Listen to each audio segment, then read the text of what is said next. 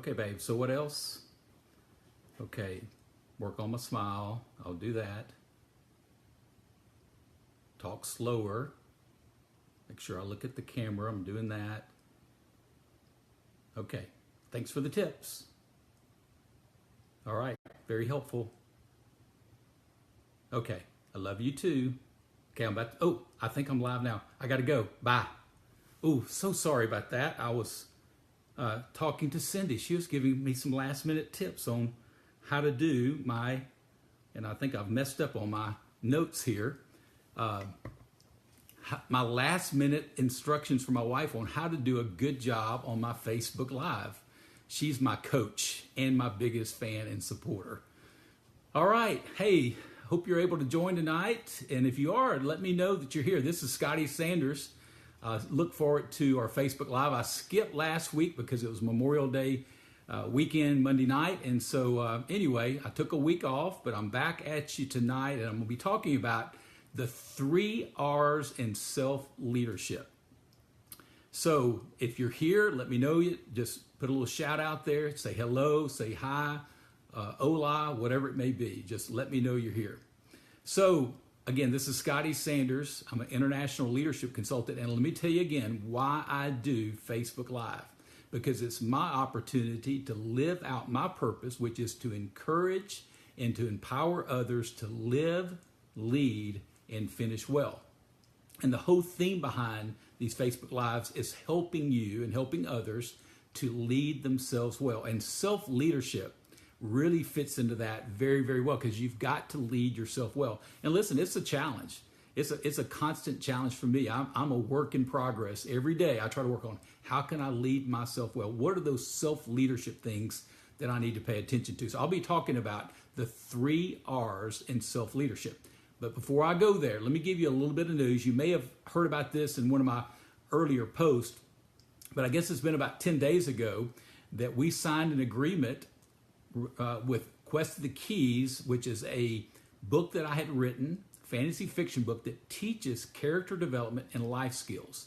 It's what we do with that book is that we cultivate intrinsic values in people, like helping them to discover their purpose, unlock their potential, and I could go on with there. But we also develop life skills, the extrinsic things of helping people with their people skills, helping them to be better planners, how to problem solve. So it's really geared for the next generation, although adults of all ages have used it. Well, one of the things when I go speak at schools or in other organizations that they've read the book, I'm usually always asked, when is this going to become a movie? And so my answer has always been, well, we've had some opportunities that we've looked at. Nothing's worked out yet, but we've always kind of had in the back of our mind that could be a possibility. Well, I've been in conversations and negotiations for about a year with a company in Los Angeles, Voyage Media.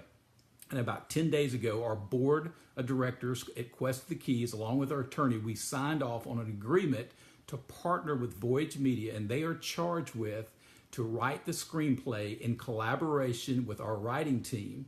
And then from there, they will have the marketing rights, and they will be talking to people like Sony and 20th Century Fox and Paramount and Walden Media to get the best partner for us to make Quest of the Keys a movie. Super excited, really are. And I'm one of those individuals that I'm just part of the team. My name's on the book, but I promise you there's a lot of people behind us getting to this point. And we're just very, very thankful for the prayers and the support. And we believe that this really is a God thing, how it's worked out. So we'll be having a press conference in Dallas, Texas on August the 9th at 2 o'clock. We'll be kind of joining in with the people in California. We'll be Skyping in. And let me just say, I want everybody who's watching, you're invited to join us. Just let me know you're coming. We'd love to have you there. So it'd be a big celebration on August the 9th. So just a little bit of news. Again, you can go to questthekeys.com. Also, our Facebook at Quest of the Keys as well to keep updated. And if you want to be a part of what we're doing, if you have a school that you're associated with or your kids go to school and you'd love to have character development in your school, have me come in and speak and do an assembly, provide books. We're open to any of those possibilities. So we're just super excited about some doors that are opening right now and just want to keep you posted about that. That's something I'm very, very excited about and passionate, and I want to share that with you, and it may be a way you can partner with us to get that spread out, spread even more, and sustain the message even further. So just wanted you to be aware of that. All right, so let's go ahead and dive in. Again, this is Scotty Sanders coming to you. I'm an international leadership consultant, and I want to help you tonight to talk about how you can lead yourself well through these 3 R's of self-leadership. All right, so here's the first one. The first R is reality. All right, you may be thinking, what does reality have to do with self-leadership? One of my favorite definitions on leadership is by a guy named Max Dupree, and he said leadership is defining reality. You know, it's taking a hard look at your current situation to see where you are, right?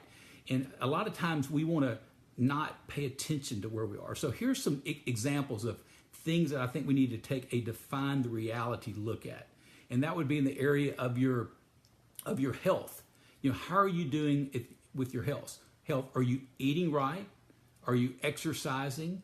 You know, every year I get my annual physical, my dread day. I don't like doing that, but I want to get my scorecard. I want to find out what's my blood pressure, what's my weight, what's my heart rate, what does my blood show? You know, what's my cholesterol? All those things. So define reality as it relates to your health. So one of the R's in self-leadership is reality. So you look at your current situation as it relates to your health. Also, you may look at your financial situation. You know, what's your debt situation like? You know, are you finding yourself running out of money by the end of the month to pay the bills? You know, are you putting money back for retirement, kids' education, emergency fund, all of those type things? How well are you defining reality for your financial situation? And then what about relationships? Look at the reality of your relationship. Let me just give you a for instance. You know, if you're, say, my age and you now have grown kids and you have grandkids, but you have no relationship with your kids or your siblings, you know, is there something going on there that you need to pay attention to make it right? Do you just, you know, is there conflict that's unresolved? So reality as it relates to your relationships is important. Also, reality as it relates to your leadership. Let's say you're over a company or over a department. You know, how well are you leading the people that are you're responsible for? Are they willing to follow you? Are there any unresolved conflicts within your department or your business that needs to be dealt with? So those are the reality things that as a leader we must do. Max Dupree, he said leadership is defining reality. So the first R in leadership is reality. We have to take a hard look. What is the current situation? If you don't know what the current situation is, it's going to be hard to make things better. So that's the first R. And the second R is responsibility. Responsibility. Now, I want everybody to pay very close attention to what I'm about to ask. So this is a little quiz for you, and I want to see who can get this right first. So when you hear the word responsibility, you hear 2 words. What are the 2 words that you hear in responsibility? And I'm not going to wait long, but I'm expecting someone to get that pretty quick. What are the 2 words that you hear when you hear the word responsibility? All right, let me see who can get that right. The 2 words in responsibility. Who can get that for me? I'm going to wait just a second. So responsibility is the second R. Okay, so Jacob got it. Response and ability is exactly right. So I want you to think about that. And I don't know if you've ever thought about when you hear the word responsibility, when you hear that, it's about taking personal responsibility, all right? So, and here's the thing. We have the ability to choose our response, all right? We have the ability to choose our response no matter our circumstances. See, many people think because they come from poor circumstances or not a good family or not good parents or not a good job, they feel like their responsibility changes or their response needs to change. But listen, no matter your circumstances, we have the ability to choose our response, all right? Very, very important. We need to learn to take personal responsibility for everything. You know, to me, it's a character flaw to never take personal responsibility. If you're always making excuses, always blaming your circumstances, always blaming others, it reflects poorly on you and your character. So the second R is responsibility. If you want to lead yourself well, if you want good self-leadership, you have to learn to choose, have the ability to choose to respond in the appropriate way. All right, now, responsibility here, you have the choice for your quality of life. That is your choice. Don't blame that on others. Don't say, well, I can't do certain things because of what others have done, and you leave that on, you put that on others. You have to own that. You can choose the quality of life. Now listen, for some people, honestly, they may not have as good opportunities as you. Or maybe you've not had good opportunities. It may require a little bit more work on your part, a little bit more effort than some. We can't control that. What you control is your ability to choose your response. That's what you have control over. So you have a responsibility in everything you do. Your how you think, the choices you make, the decisions you make, your behavior. Don't blame it on anyone else. Don't blame how you respond to things because someone else may treat you the wrong way. Take personal responsibility for everything. So that's the second R. The first one, again, is reality. You want to lead yourself well, you have to look at the reality, your current situation. The second one is responsibility. The two words that made up in responsibility is response and ability. You have the ability to choose your response. All right? And here's the third one, and it is resolve. Resolve. Leadership, and trust me on this one, leadership requires great resolve. It's hard. And I've had some people say, in a leadership role, this is just too difficult. I don't know if I want to do it. And listen, you don't have to do it, but if you want to be a leader and you want to lead yourself, there's a requirement of resolve. And resolve is something that we have to lean in on and have to really embrace that to a certain extent. Many times when I'm brought into organizations, there's usually challenges that are going on. It's not like we're doing fantastic. I don't know if we could do any better. Do you have any other ideas on how to make us better? It's usually not those situations. And it's not all bad situations, but they're usually somewhere where they're stuck or there's a barrier or some type of choke point.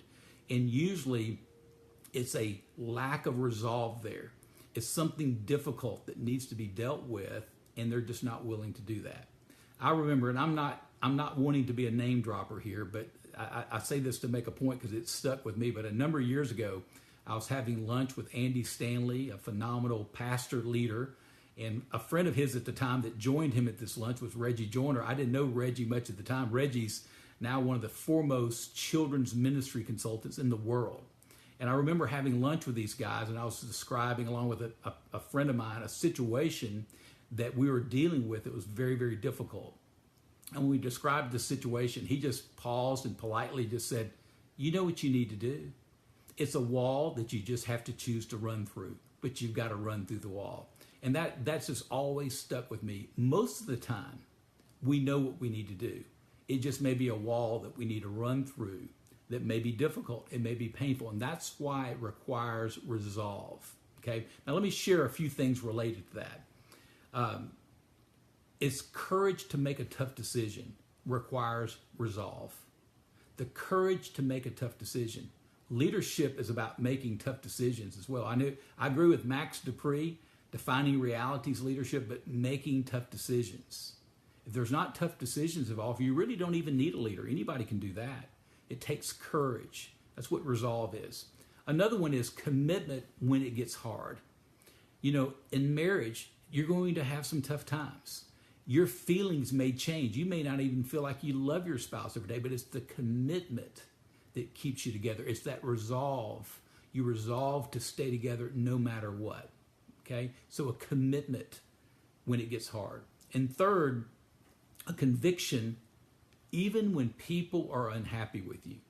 And listen, I think I'm like most people. I don't like when people don't like me or unhappy with me. I really don't.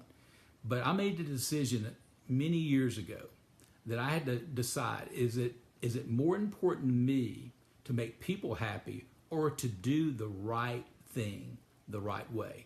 And even when you do the right thing the right way, you're going to still have people unhappy with you. And that's where it's that conviction that this is the right thing. Whatever personal cost may be involved, I've got to do the right thing. And many times as a leader, you may know 99% or 90% of the facts and the information related to it, but you can't really do anything. You can't tell all of it, right? And sometimes you may even have a critic that they only know 5%. But the leader has to have the conviction, the courage, and the commitment to follow through even when they're misunderstood and people are unhappy. That's just part of the the territory of leadership that you have to deal with, the resolve piece that you have to. Without that, you're not going to have good self-leadership.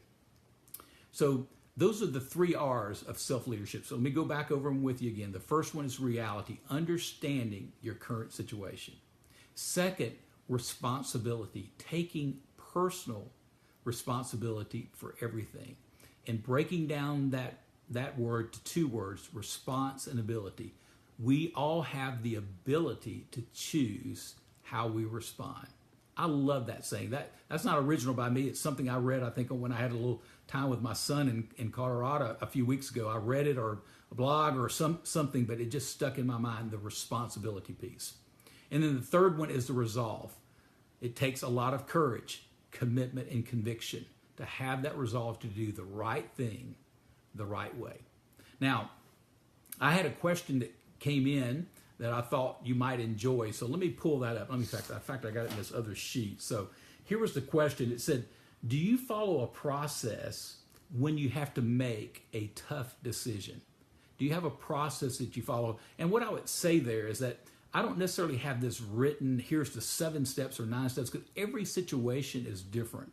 But I try to follow somewhat of a pattern of when a decision's made, and depending on what's at stake, how many people's involved, and when it involves people, when it impacts people in a negative or even a positive way, I want to make sure that I give more time on that. So here's kind of thing, if it's related to a people decision. One, I want to make sure, is it evident that a tough decision needs to be made? Okay. Again, I go back to what Andy Stanley said. It's a wall. You need to run through it. Just run through it. Okay. So I want to make sure, is it evident? Is it clear? And I've always said most things over time become self-evident. So that would be the first one. And then second, don't make the decision based on your feelings. Ask, is this what's best in this situation? Not what you feel like doing, because your feelings can change. Your feelings can fool you. But is this really the best thing that you need to do?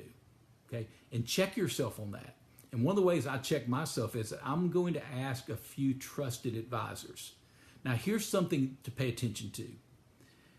It can be very dangerous if you try to get everybody's opinion, but it can also be very dangerous if you get no one's opinion. So have some trusted advisors that you can be checked on.